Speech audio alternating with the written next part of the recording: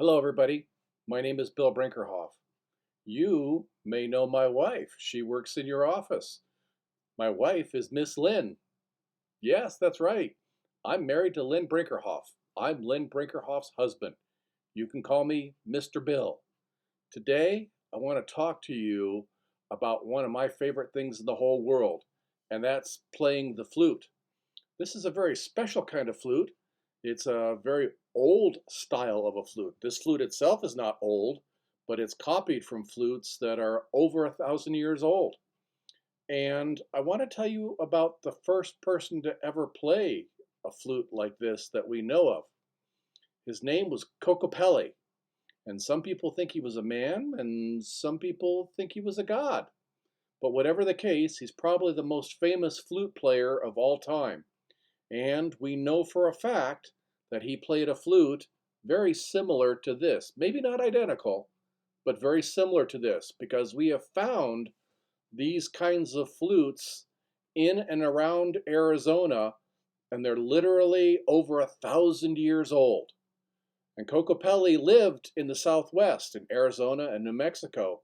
And we know this because we found pictures of him carved into rocks, petroglyphs, all over New Mexico, Arizona, Colorado, and the Southwest.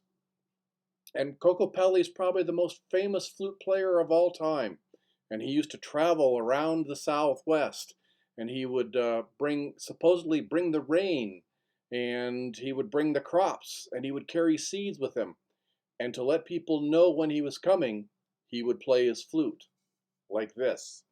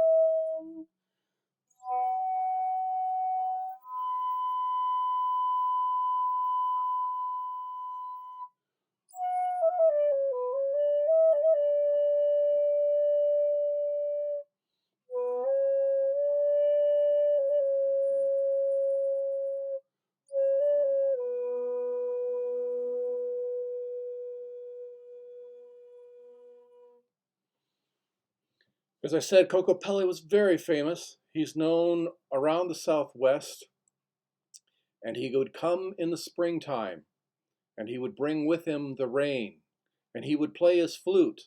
And they used to make flutes just like this, and they would play their flutes too, and it would bring the rain.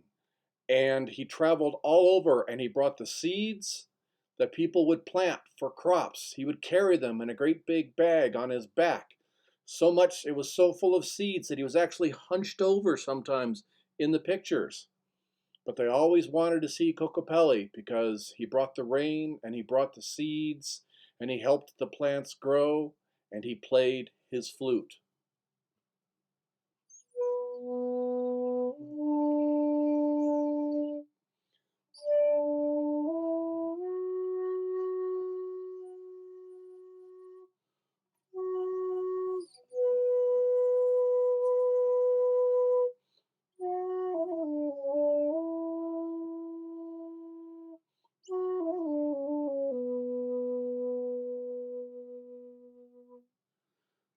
Even today, if you listen very carefully, sometimes in the wind, you can hear what sounds like somebody playing a flute.